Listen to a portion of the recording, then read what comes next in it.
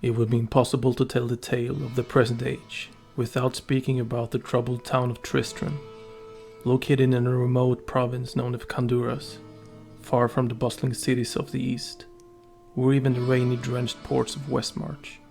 Tristram played a central role in the unfolding peril of our times. As mentioned in earlier accounts, the Horadrim built their monastery atop the cave system containing Diablo's soulstone. Over time, those first Horadrims settled the land of founding Tristram. As the town grew, other farmers and settlers made the surrounding region their home as well. Long years passed, and Tristram prospered, though its population never exceeded a few dozen families. None who lived there under the shadow of the Horadrim monastery ever suspected that terror itself slept beneath their quiet town. More than 2 centuries later, the Saccharum Lord Leoric arrived, and Tristram began to take on significance in regional affairs. My knowledge of Leoric's origins come from my own observations, as well as his private journals, which describe how he traveled from Kyrgyzstan and at the behest of the Saccharum Church, declared himself Honduras' king. Acting on counsel from his trusted advisor, Archbishop Lazarus, Leoric established his seat of power in Tristram.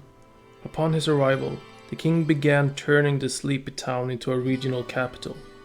The Horadrim monastery at the time was abandoned and largely in ruins. Leoric converted the ancient structure into a grand Saccharum cathedral, unaware of the vast labyrinth and catacombs the Horadrim had built beneath it. Initially, the people of Honduras were wary of their foreign ruler, but I can attest to the fact that Leoric was a wise and just king who exemplified the greatest virtues of the Saccharum. In time, he won the hearts and minds of his subjects, which makes the events that ended his reign all the more tragic. Peace and quiet, and for a reason then unknown, Leoric's countenance began to darken. The king became irrational at first, but soon began to show the signs of madness and paranoia. It was only when Leoric declared war against the neighboring kingdom of Westmarch that we began to see just how far our king had fallen. Those close to the king tried to convince him that the war was both unjust and unwinnable, but Lazarus, always Leoric's closest confidant, convinced him that Westmarch was plotting against him. In his paranoia, Leoric sent the major army of Honduras into battle. His eldest son Aidan, seeking his father's approval, joined the forces as well. Soon after the army's departure, Leoric's youngest son Albrecht went missing. Already in the throes of madness, the king raged at the loss of his beloved boy, convinced either by delusion or by the very real specters. Leoric became certain that the townsfolk had conspired against him and his family, and he tortured and executed many innocent citizens in an attempt to discern Albrecht's whereabouts. Because of his erratic and cruel actions, the once gentle Leoric became known as the Black King.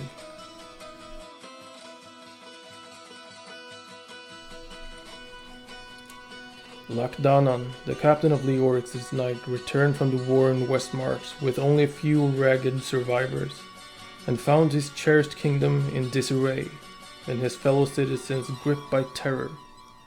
Angered by these events, he confronted Leoric, but the king's madness engulfed him fully, and Leoric ordered his guards to kill Lacdanan and his men. So it was that Lacdanan and his fellow knights were forced to slay their maddened king. However, before he expired, Leoric put a curse on his slayers. Lacdanan and his men nonetheless thought to honor the noble ruler Leoric had once been, and give him a proper burial in the tombs beneath the cathedral.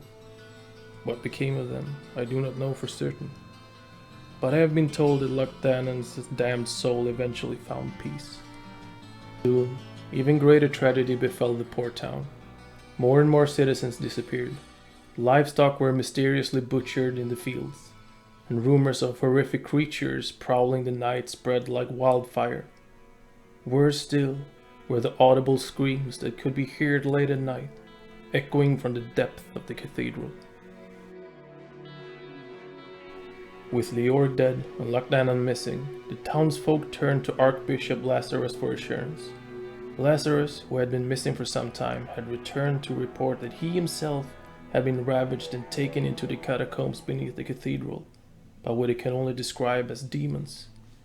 In his terrified ramblings, he reminded everyone that Prince Albrecht was still missing, but suggested that the boy might be alive, held captive by the insidious denizens of the labyrinth.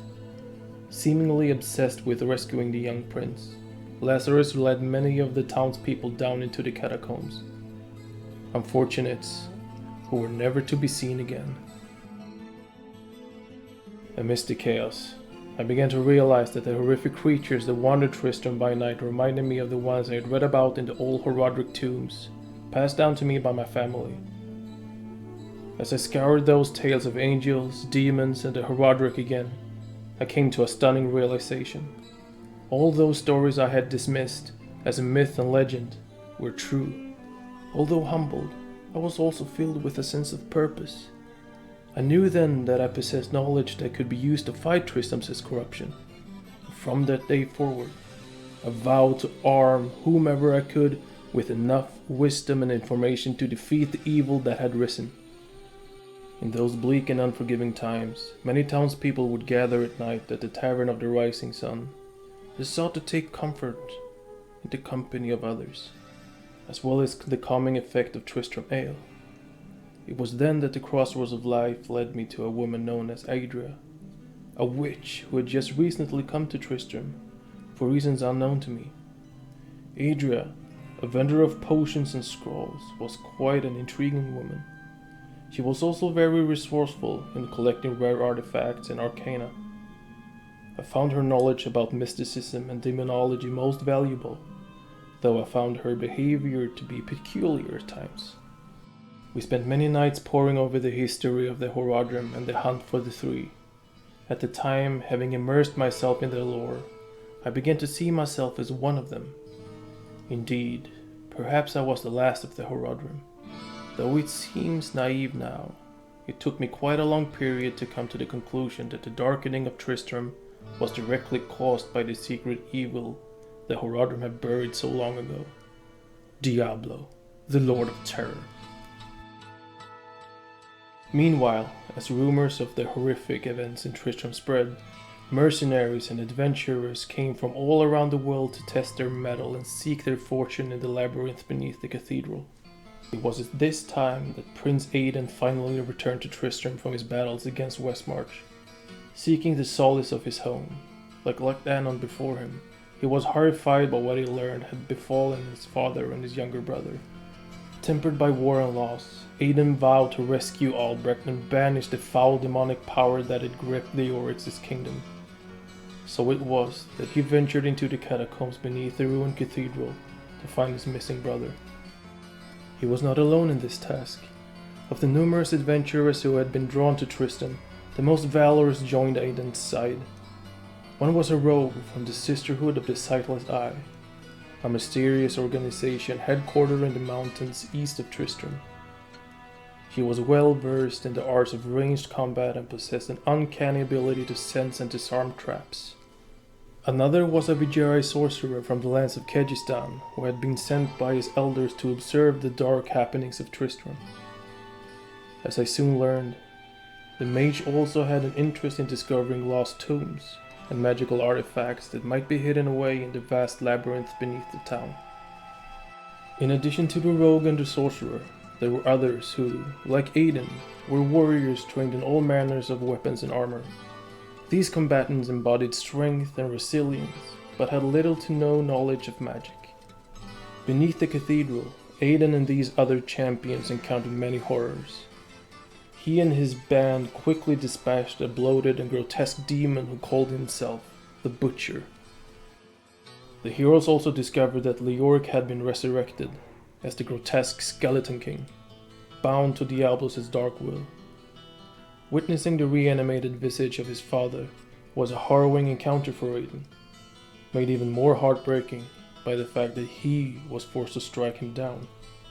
A lesser man might have given up then, but not Aidan.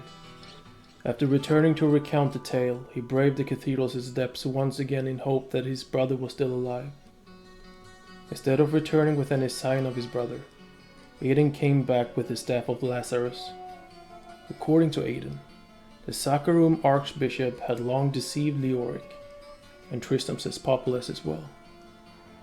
At the time, I did not quite know what to make of Aidan's claim, but after those terrible events, I would uncover the truth surrounding the full conspiracy. Lazarus had been one of the keepers tasked with watching over Mephistos' soulstone in Travancal, the heart of the Saccharum Empire in Kurast.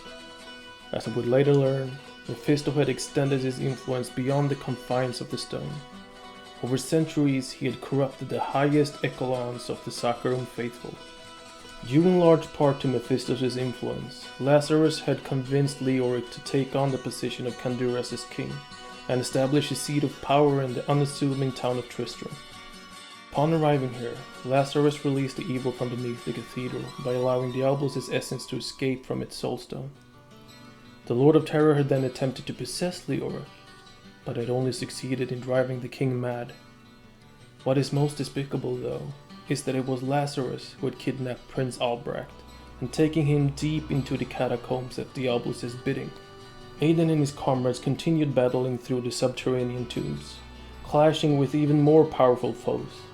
As news of their exploits grew less frequent, I began to fear that they had encountered Diablo himself, and failed.